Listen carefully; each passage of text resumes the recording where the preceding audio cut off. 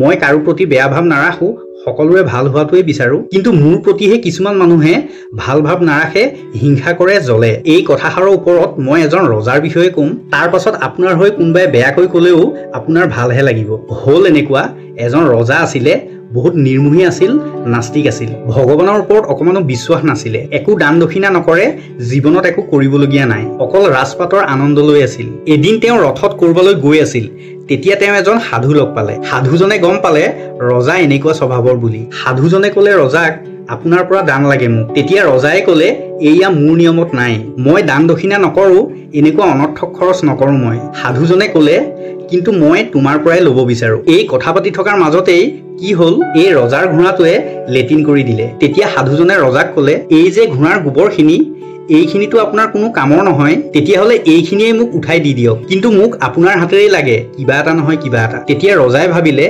এখেতে এনেকৈ পিছ নেৰিব, উঠাই দি দিয়াই ভাল। এই বুলি সেই গোবৰখিনি নিজৰ হাতেৰে উঠাই সাধুজনৰ হাতত দি দিলে। সাধুজনে আনন্দত আশীৰ্বাদ দি ক'লে, যা আৰু বাহক। পাছদিনাখন ৰাতিপুৱা ৰজা বহিলে গৈ নিজৰ ৰাজমহলৰ বান্দাত, আৰু ইমান বেয়া গুণ আহি আছে, আৰু আগফালে দেখিলে গোবৰৰ পাহাৰ বনি গ'ল। ৰজাই আঁতৰোৱালে, কিন্তু আকৌ বনি গ'ল।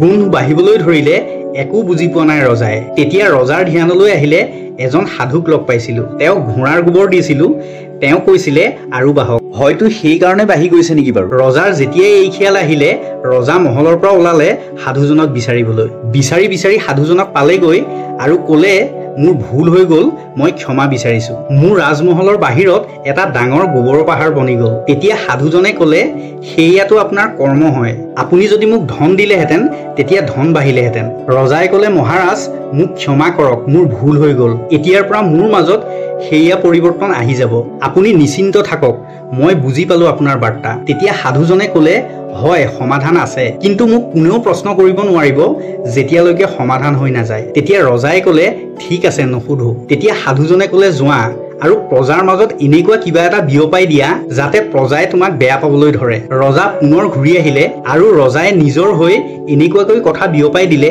সকলো ঠাইতে ৰজাৰ বদনাম ওলাবলৈ ধৰিলে, সকলো প্ৰজাই ৰজাৰ বদনাম গাবলৈ ধৰিলে। ইফালে যেতিয়া ৰাতিপুৱা ৰাজমহলৰ পৰা বাহিৰলৈ মন কৰিলে ৰজাই, তেতিয়া দেখিলে সেই গোবৰৰ পাহাৰটো নাইকিয়া হৈ গ'ল। তেতিয়া ৰজাৰ মনটো ভাল লাগিলে, ৰজাই চিন্তা কৰিলে, হয় এতিয়াতো আগৰ নিচিনাই পৰিৱেশ হৈ গ'ল।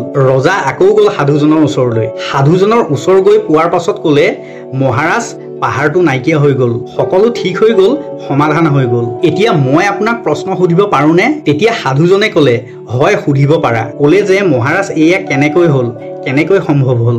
তেতিয়া সাধুজনে ক'লে, যেতিয়াই তোমাৰ প্ৰজাই বদনাম গাই আছিলে, তোমাক বেয়া পাইছিলে, হিংসা কৰিছিলে, তেতিয়া তোমাৰ প্ৰাৰব্ধ কাটি আছিলে, তোমাৰ বেয়া কৰ্মৰ, তোমাৰ ভাগ্যত যি বেয়া হ'বলগীয়া আছে, যি নিগেটিভিটি আছে, সেইখিনিৰ অংশীদাৰ হৈছিলে। তেতিয়া তোমাৰ সকলোখিনি প্ৰাৰব্ধ তেওঁলোকে শেষ কৰি দিলে, সেইকাৰণে এয়া সম্ভৱ হ'ল। তেতিয়াহ'লে আজিৰ পৰা যদি আপোনাৰ কোনোবাই বেয়া হোৱাটো বিচাৰে, জ্বলে, বদনাম গায়, তেতিয়া আপুনি তেওঁক ধন্যবাদহে জনাব।